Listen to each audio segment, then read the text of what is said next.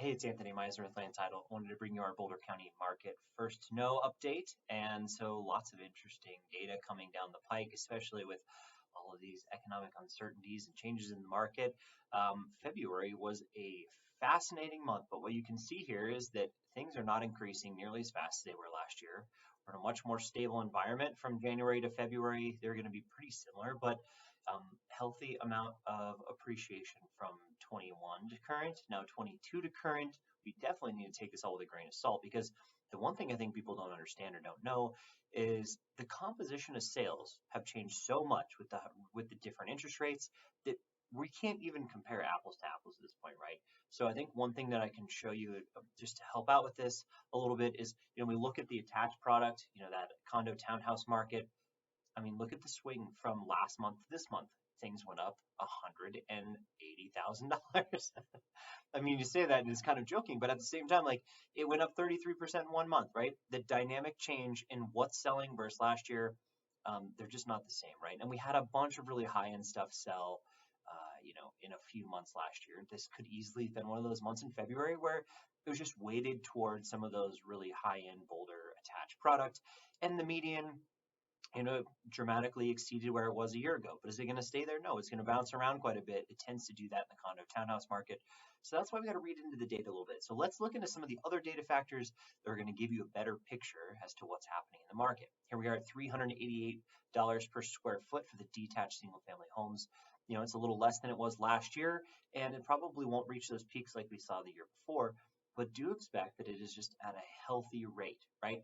If you bought in April last year, does this mean you lost money? No, it probably doesn't. It probably just means that different kinds of homes are selling, right?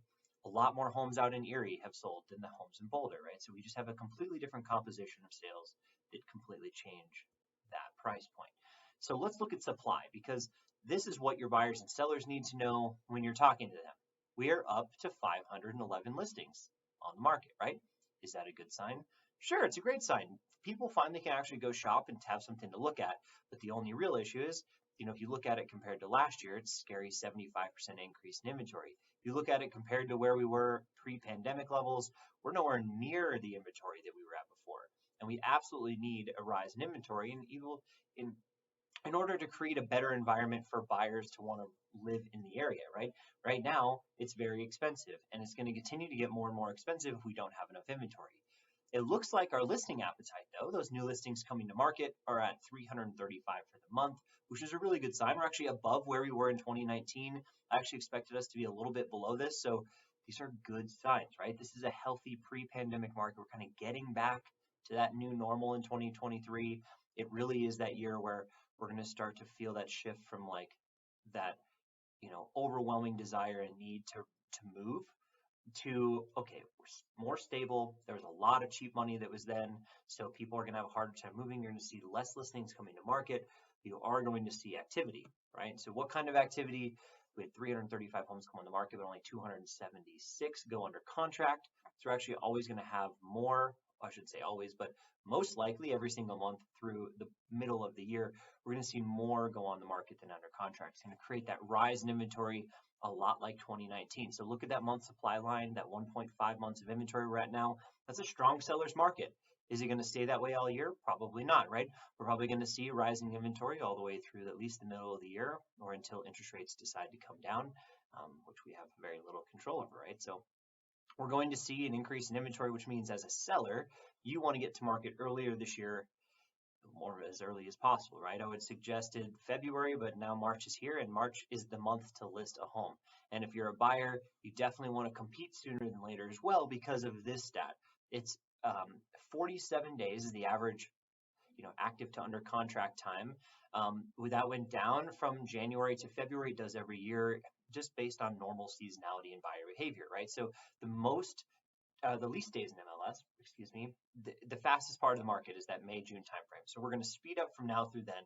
Then we'll slowly rise through the fall, assuming interest rates don't come down in a hurry and have a surge of buyers come into the market, right?